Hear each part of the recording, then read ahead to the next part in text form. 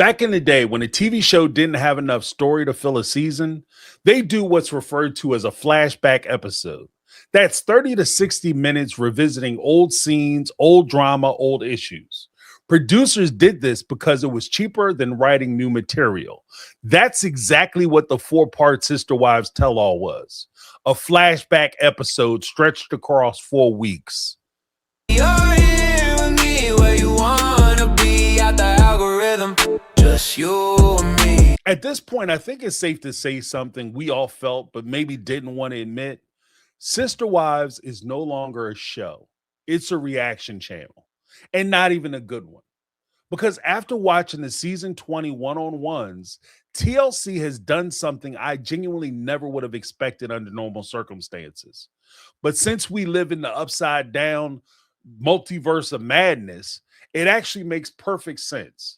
Instead of creating new content, TLC has officially pivoted to having the cast comment on old content.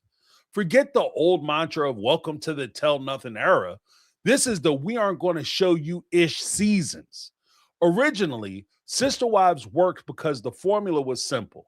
We watched their lives unfold in real time, and then we reacted. Now, the network has flipped the model. Instead of us reacting to the Browns are now reacting to themselves. That's not storytelling, that's content recycling. Look, after season 19, I said it plainly. I was very clear about this. They had officially run out of storyline. Either nothing meaningful was happening or things were happening and they didn't want to share it. And I said something else at that time and caught a lot of heat for it. Because the season was so light on content, reaction channels would be forced to do rewatches and revisit old issues just to have something to talk about. And that's exactly what happened. Now that season 20 is over, it's not just reactors digging up footage from 10 seasons ago. Even the cast is doing it. The one-on-ones focused on riveting issues like why Cody, Mary, and Janelle's first year was rocky. What, that was 32 years ago.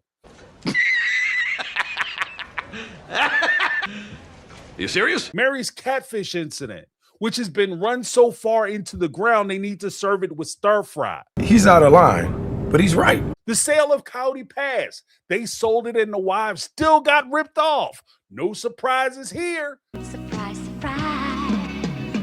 Surprise, surprise. Stories that are decades old, already dissected ad nauseum and completely settled in the audience's minds. And in every single case, there was no new information. Here's the exhausting part. For years, reaction channels analyzed, Redditors connected dots, viewers pieced together what wasn't being said. And we were told repeatedly by the cast and the producers, that's not what happened. You're misunderstood. You're being unfair. You don't know us. Only for the cast to come out years later and say, yeah, that's exactly what happened. Congratulations, you played yourself. So why do we need season 20 to confirm what was obvious in season 10? And here's the bigger issue. None of the stories they talked about actually matter anymore. No one's mind was changed. No revelation reframed these people. No clarification altered their legacy, because these are not the same people they were 30 years ago, 20 years ago, even 5 years ago. Everyone involved is a completely different person, which means there is zero skin in the game. The marriages are over. The family structure is gone. The consequences already happened.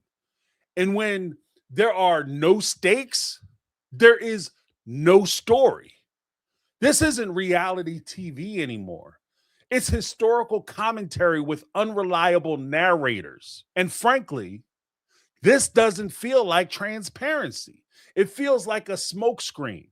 Just a knife in the kidneys over all these years. By focusing on ancient history, the show avoids addressing current and relevant relationships, private lives, real-time conflict. In other words, anything that would require actual vulnerability.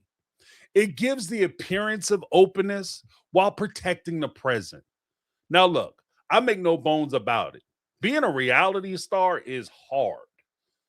It requires a level of vulnerability most people couldn't handle, a breach of privacy I personally would never, ever agree to. I don't minimize that at all. But if this is what you signed up for, if you're still cashing the checks, then you have to clock in and do the work. Because what we're watching right now isn't effort, it's filler. He ain't lying. That's right. Bottom line, if they don't want to do the show anymore, don't. End it with dignity. But please stop pretending this is anything more than a Sunday night time suck that's specifically designed to keep the lights on. Because at this point, even TLC isn't pretending it's real anymore. If the most compelling thing your show can offer is a recap of things we already argued about a decade ago, that's not a season. That's a rerun with commentary. And honestly, the audience deserves better. That's why he's the GOAT. The GOAT. That's my take. Let me know what you guys think. Leave a comment down below. Call into the Tuesday night comment show. Leave a message for the Thursday night Speak Pipe show at speakpipe.com/my take on reality. That's my take. I'm James. And this has been my take on reality. And I'm out. 'Cause I've been living life right like I could just die.